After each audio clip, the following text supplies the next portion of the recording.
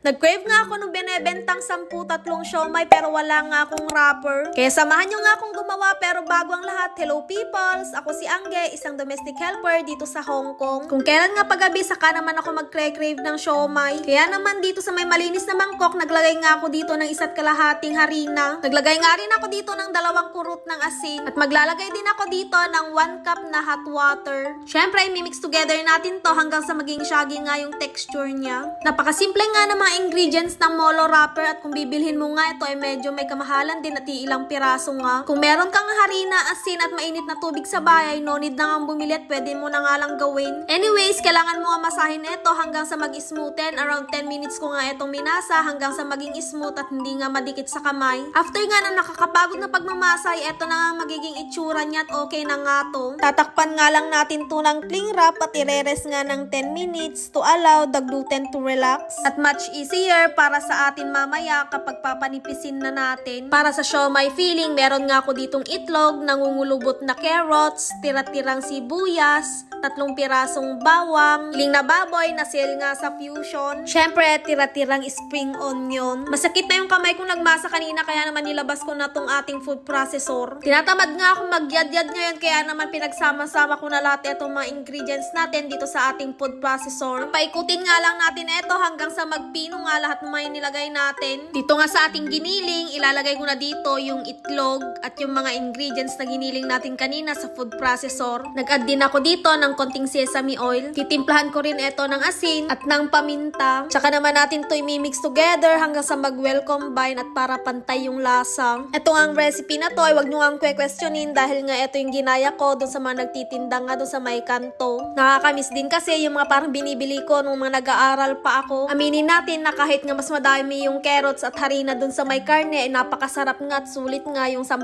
piso mo dahil meron ka ng 3 piraso. Anyways, tapos ko nang haluin at set aside natin to at asikasuhin naman natin etong molo wrapper. Sa pagdadusting nga, ay gagamit tayo dito ng cornstarch para ma-prevent yung pagdidikit niya. Kasi pag harina ang gagamitin mo at magkakaroon to ng moist, ay magdidikit-dikit nga at mahirap ng paghiwa-hiwalayin. Mas maganda nga talaga ang cornstarch para better yung texture niya kapag naluto. Anyways, gumamit nga ako dito ng rolling pin para nga panipisin ang ating dough. Alam niyo naman siguro kung gaano nga kanipis ang molo wrapper. Dapat dito ay mahaba nga ang pasensya mo sa pagpapanipis neto. Pangit din naman kasi kapag makapal yung wrapper pag binalot mo na yung siomai. Kaya dapat dito ay mag-effort ka nga. Maganda nga kapag ganito nag-crave ka ay mapapagana mo nga talaga yung utak mo at mapapaisip ka kung paano nga gawin yung mga bagay na gusto mo. Pag ganito nga kasing may crave ako na natututo nga ako ng mga bagong recipe. At para sa susunod na mag-crave na ako ay madali na lang sa akin at ako na nga lang ang gagawa. Napakadali nga niyang panipisin dahil nga napag-rest natin kanina yung dough natin ng maigi. Dito nga ay masusubok mo talaga yung pag hindi mo nga sinubukan ay hindi ka nga talaga matututo. Anyways, itignan nyo naman etong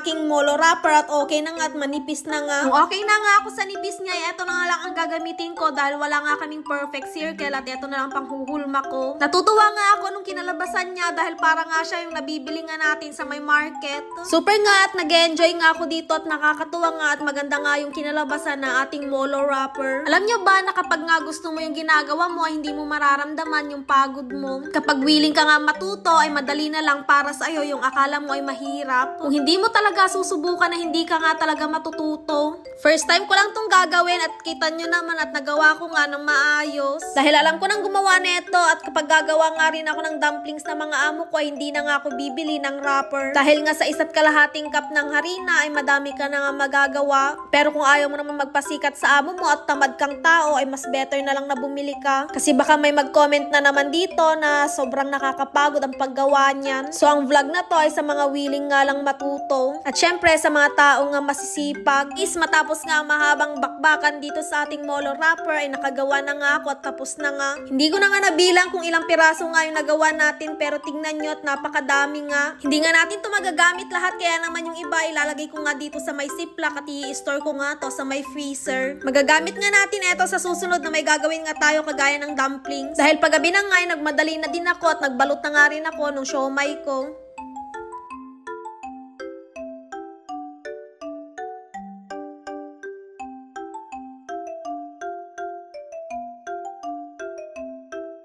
Inabot na nga ako ng siyam-siyam sa pagbabalot and finally at natapos ko na nga. Binalot ko lang yan ng cling wrap, set aside dahil ilalakad ko pa saglit si Rocket. Pagkatapos nga mag-walking ay asikasuhin ko naman na eto at wala nga akong steaming paper kaya nga gagawan ko ng paraan. Nagsukat nga lang ako dito ng parchment paper at lalagyan ko nga to ng mga butas-butas kagaya ng pang steaming paper. At ganito nga magiging itsura niya. Tsaka naman isa-isa nilagay yung siomay dito sa loob ng pag-i-steaman natin. Habang naglilipat nga tayo dito ng siomay ay nagpapakulo na rin ako dyan ng tubig. Pinagkasya ko na nga lang sila dito sa loob ng pag-i-steaman natin para nga sabay-sabay din maluto.